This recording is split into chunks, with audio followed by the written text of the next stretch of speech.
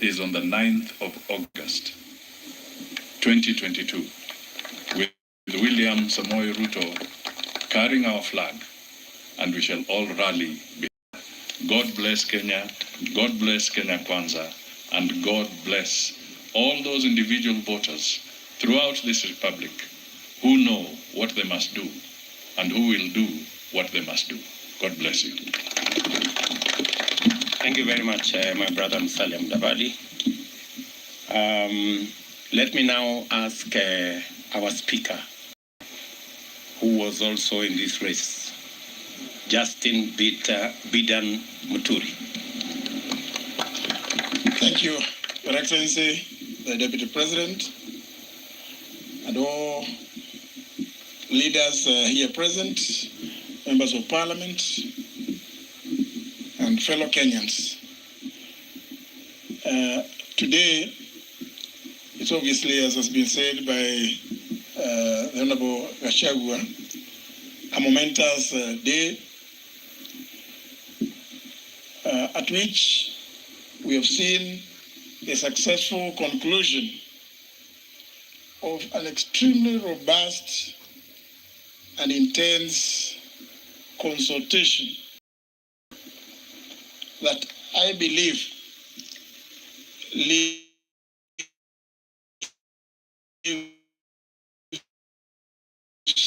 no bitter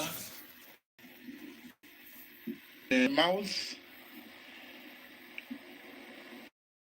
Personal assistant to the current president when we, together with the deputy president, when we were doing some other things, but ended in the opposition. But my happiness today, the democratic nature of the process that has gone into this result. The many hours that many leaders have spent, the messages of encouragement that have come from across the breadth and width of our country have all borne fruit. And I really must thank all those that have participated. And now that that part is over, we must, as we've been told by the Deputy President and our presidential candidate, the Honorable William, it is now time for us to roll our sleeves in our various parts and go and ensure that the message of this alliance, the economic revival message, the message of hope that is embodied by this alliance becomes the clarion call of every Kenyan in every corner of the country. I therefore wish to say that, Your Excellency, we will work with you and the Honorable Gachagua and all these other leaders. It is not in vain that we spent those hours, and that going forward, those of us now, the Honorable Duale is here, knows that we have very few days and we must now go to the villages, come every hamlet to ensure victory come August 9th, 2022. Thank you very much. God bless Kenya. Thank you very much. Let me now request the party leader of Fort Kenya, our good brother, Senator Moses Wetangula, to make some remarks. Thank you very much, Your Excellency, Deputy President, and now our merited candidate for the leadership of our country. Let me start by congratulating my good friend and brother, Rigathi Gachagua, for being given the role of running mate and now being our presumptive Deputy President of the Republic of Kenya come 9th August this year. In doing so, I want to urge fellow Kenyans, as people of faith, as people of hope, that now we begin the illustrious journey on our last lap to start the reconstruction of our country's economy, the restoration of our people's aspirations and hope, and above all, the restoration of Kenya's position as a team leader in this region. Among the many things that our government of Kenya Kwanza will pay attention to is the role of Kenya as a beacon of hope and peace and the giant of the East African region, the Horn of Africa, and the Great Lakes region.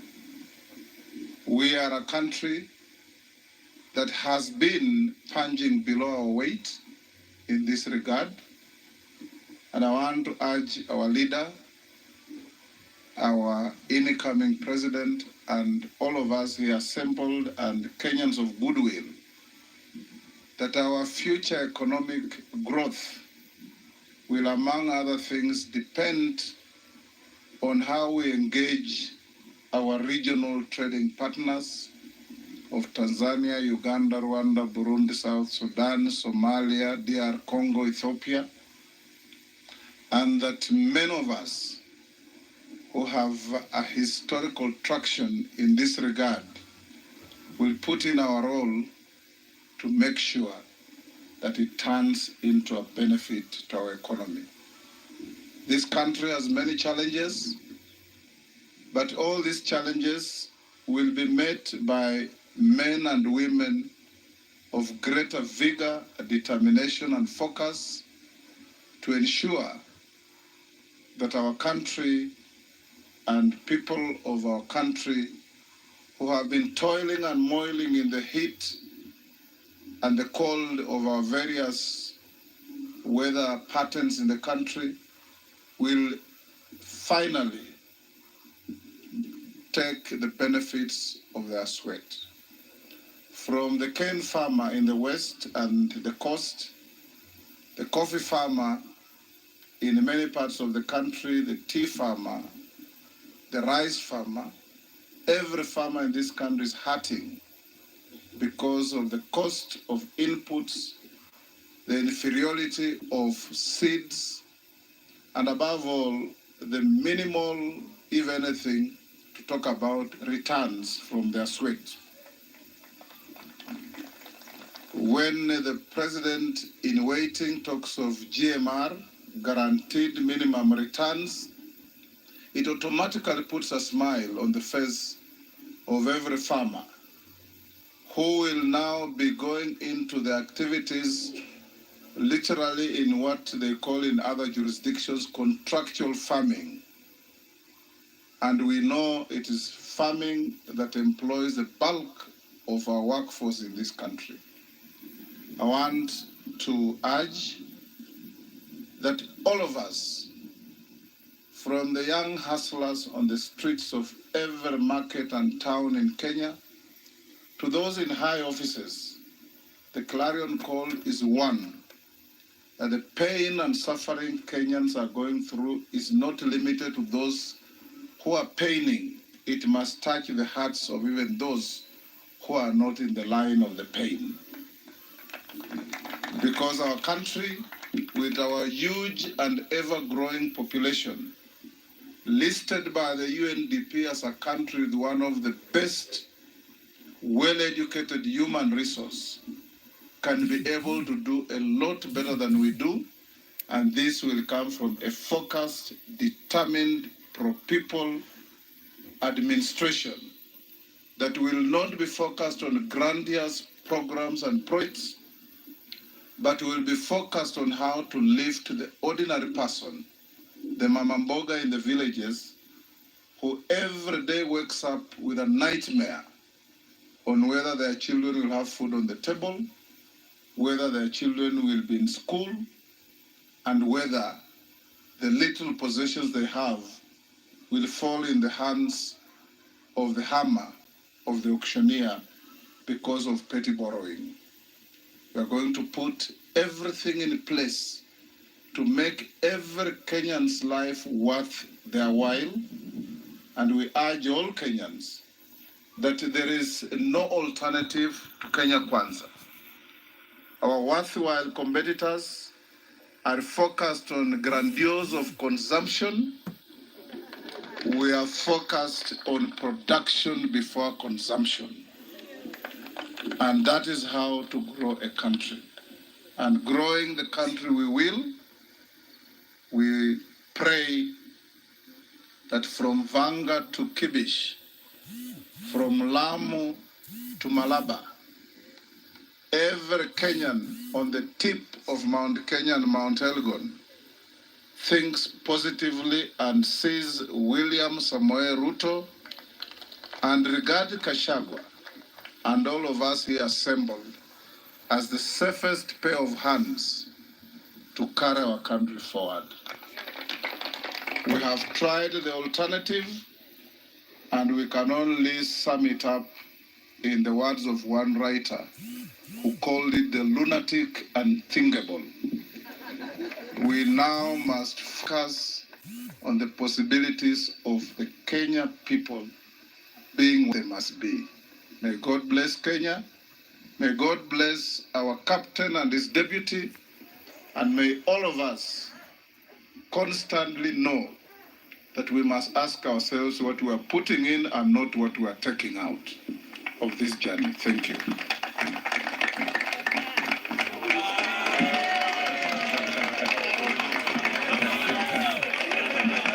Thank you very much, the Honorable Moses Wetangula, famously known as Papa Waroma. Let me ask our sister Anne Mombi Waiguru, who was also a formidable contestant, to make a remark. Karibu, Anne. Will be followed by my good brother Alfie Mutua, and then my elder brother William Kabogo. Thank you, Your Excellency. First of all, I'd like to start by thanking the Almighty God for bringing us thus far. It was a very hectic couple of days, and in those days, I'm sure everybody knows it wasn't easy. We thank very much our party leader for his patience, his endurance in leading us in this process. I want to thank the people of Kenya and our coalition for giving me the opportunity to be considered. I consider it a very great honor. As you have heard, I missed it by a whisker.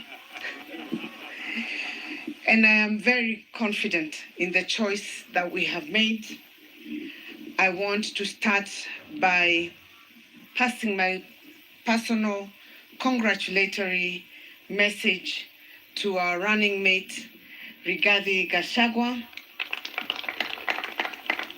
I want to let you know that you have my over 150% support. I will stand with you. I will support you, and together with the party leader and the Kenya Kwanza coalition, work on mobilizing not just Mount Kenya, but the rest of the country to make sure that we bring the presidency home. That is the most important thing. We also have to thank this team for having given us certain considerations. I will not speak for long because I know the sun is hot. One of the key considerations that we have gotten, despite not getting the woman as a running mate, we have secured 50% of cabinet to be women. And that is a big, big plus. And we thank you, Your Excellency, for that consideration. We have also secured very many things. There have been very many agreements that have been discussed here. The GMR is key.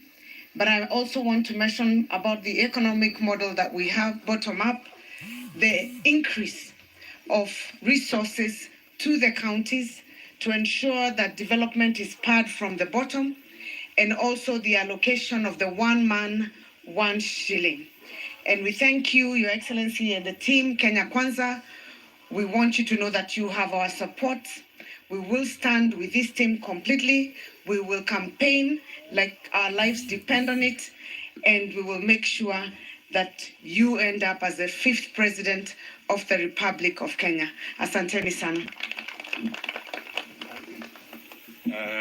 The party leader of Maendeleo, Chap Chap, he has told us this morning it is Maendeleo Chap Chap na wanawake.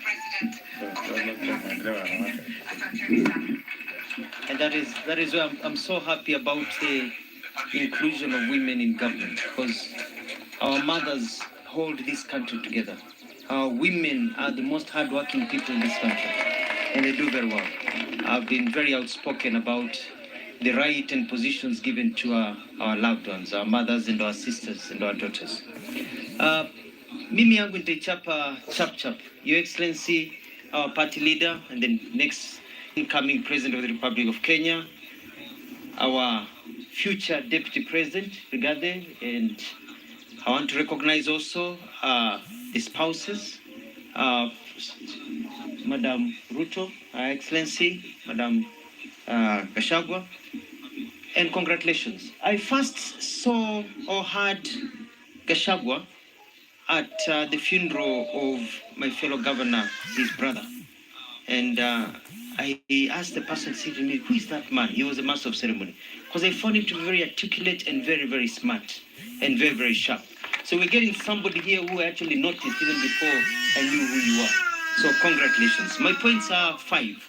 1, I'm very happy to be in Kenya. Breathe. I can breathe.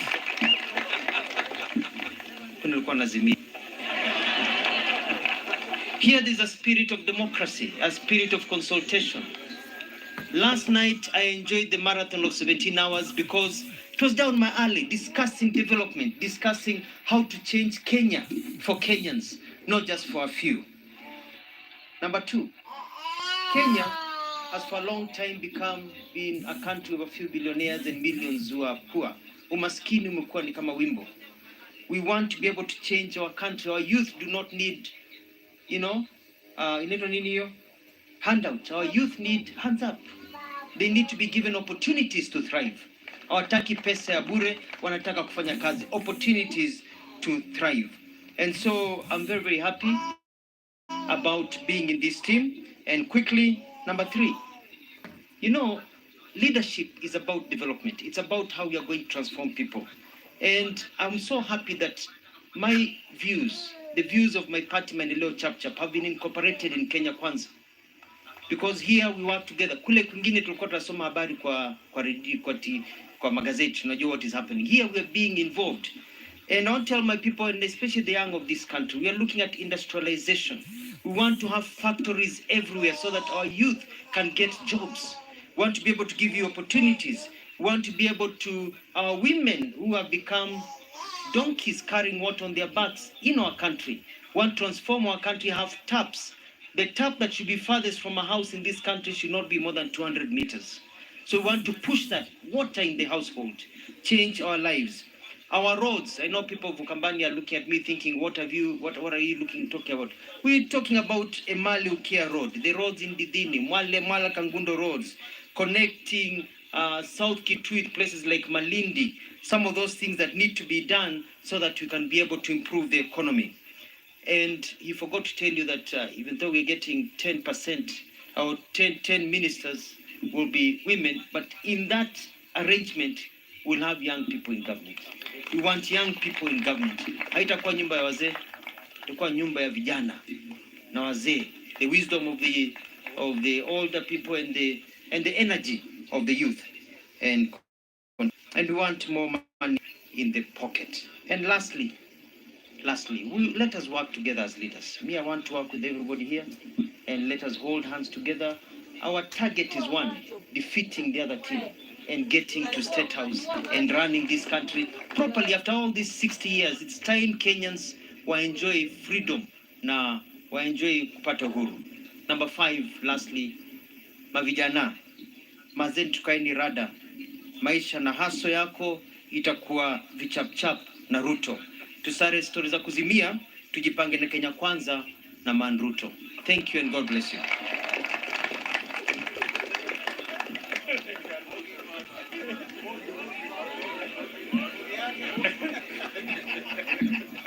Tumemwambia Alfi Mbogi iko chonjo kabisa. So, two things. Let me, there is something I missed in my statement, sorry, I think in the process of, I missed out the name of Governor Haemba from Tanzania, who will be part of the leadership in the Rift Valley region, and both Rift Valley and Western, and also our friend Onesmus Kimani Ngujiri, who is our chairman, chairman of many things and many groups. Ndio mzee chairman wa Amani, chairman wa PG, chairman wa many things, and that he will also provide overall leadership in the Rift Valley alongside the other leaders that I announced. Maybe let me, just before I ask my brother William, namesake, to make his statement. My good friend Alfred Mutua has said something, but let me also, the Honorable Musalia Mudavadi and the Honorable Moses Wetangula have a function, one in Eldoret and another one in Bungoma. So let me say this for the record, that the agreement you see has clearly demonstrated that you reorganize government without spending 20 billion to change the constitution. By a stroke of a pen, we have shown the people of Kenya that BBI was actually a fraudulent engagement. It was not about the people of Kenya, it was about a few leaders. We have demonstrated that it is possible to organize government the way you want, spending 20, 30 billion to change the constitution. And therefore, there is a world of a difference, our friends. There is a world of a difference between your BBI and our agreements. Let me also tell our competitors, we are committed that we will reorganize our equitable allocation of resources to take care of population and other considerations. And we will do it again without necessarily spending billions to change the constitution, because we are creative, we are innovative, and we are considerate. The 20, 30 billion shillings that we would spend on constitutional amendments to accommodate those things, we will use it to set up the Hustler Fund and be able to get millions of Kenyans languishing today, blacklisted in CRBs. We will be able to give them access to credit that they can afford. So I just wanted to say that for the record now that Alfred Mutua said something about the Kuzimia people. Let me request my brother William Kabogo Gitau to make his remarks.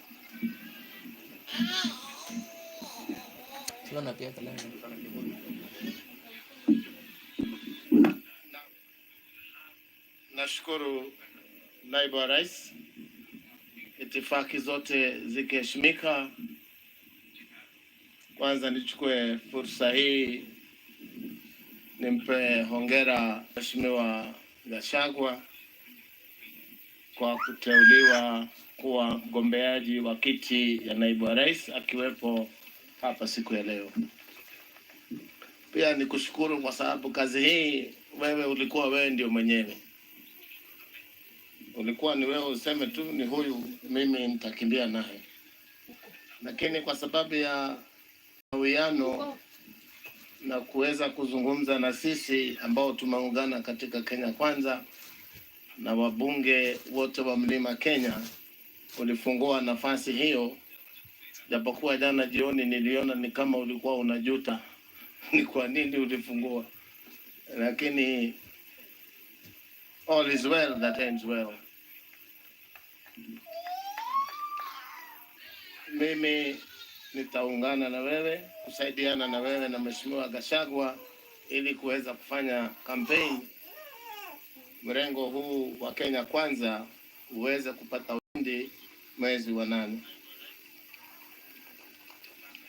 Leo sio siku ya maneno, kitu ningemuuliza tu chap pia angeweza kusema kwa mavijana tujibebe sisi wenyewe Kenya Kwanza pamoja na tutaunda serikali, kwa sababu tukijibeba ni sawa, Vera William Ruto and Rigathi Gachagua is the one who will be the running mate for Kenya Kwanza coalition ahead of the August 9th general election.